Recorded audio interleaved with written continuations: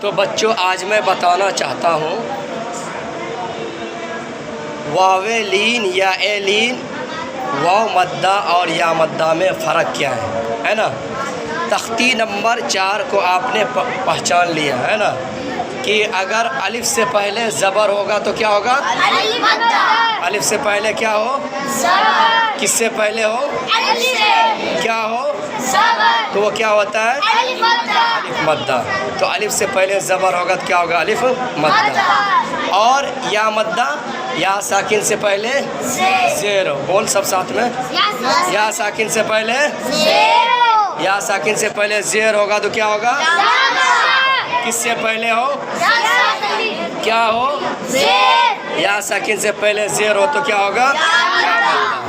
اور واو مدہ، واو ساکن سے پہلے پیش ہو تو کیا ہوگا؟ تو تم نے الف مدہ، یا مدہ، واو مدہ تینوں کو پہچان لیا۔ اب چلتے ہیں تختی نمبر 5 میں۔ تختی نمبر 5 میں، تختی نمبر 5 میں تم نے کیا پڑھا ہے؟ واو ساکن سے پہلے، واو ساکن سے پہلے اگر زبر ہوگا تو اس کو کیا بولتے ہیں؟ واویلین۔ اور اگر یا ساکن سے پہلے زبر ہو تو کیا ہوگا؟ وہ یا ایلین۔ اب ہم کو سمجھنا یہ ہے کہ واویلین اور واو مدہ میں کیا فرق ہے، اسی طریقے سے یا ایلین اور یا مدہ میں کیا فرق ہے نا؟ تو واو ساکن سے پہلے اگر زبر ہو تو کیا ہوگا؟ واو ساکن سے پہلے زبر ہو تو کیا ہوگا؟ اور اگر واو ساکن سے پہلے پیش ہو تو کیا ہوگا؟ اور اگر یا ساکن سے پہلے زبر ہو تو کیا ہوگا؟ اور اگر یا ساکن سے پہلے زیر ہو تو کیا ہوگا؟ یا مدہ۔ تو واویلین اور واو مدہ میں اور اسی طریقے سے یا ایلین اور یا مدہ میں یہی فرق ہے کہ اگر واو ساکن ہے اور اس سے پہلے زبر ہے تو وہ کیا ہو جائے گا؟ واویلین۔ کیا ہو جائے گا؟ اور اگر واو ساکن سے پہلے زبر نہیں ہے بلکہ کیا ہے؟ پیش ہے تو کیا ہو جائے گا؟ واو مدہ۔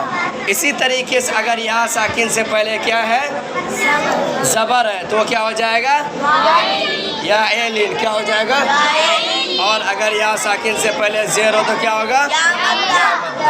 جب تم نے پہچان لیا کہ یہ واو لین ہے، واو مدہ ہے، یا اے لین ہے یا مدہ ہے، تو اب تمہارا پڑھنا تمہارے لیے آسان ہوگا کہ نہیں؟ چونکہ واو مدہ اور یا مدہ کو ایک الف کے برابر پڑھتے ہیں کھینچ کر۔ کیسے پڑھتے ہیں؟ کھینچ کر۔ اور یا اے لین اور یا ایلین اور کس کو؟ واویلین کو، چونکہ پڑھتے ہیں نرم آواز سے ہے نا، تو دونوں کو الگ کرنا اور سمجھنا ضروری ہے کہ نہیں؟ اس لیے ان چیزوں کو سمجھنا بہت ہی ضروری ہے۔ تو ایک بار تو تختی نمبر 4 اور 5 کے درمیان فرق سمجھ لیا؟ اگر واو ساکن سے پہلے زبر ہو تو کیا ہوگا؟ اور اگر واو ساکن سے پہلے پیش ہو تو کیا ہوگا؟ اور اگر یا ساکن سے پہلے زبر ہو تو کیا ہوگا؟ اور اگر یا ساکن سے پہلے زیر ہو تو کیا ہوگا؟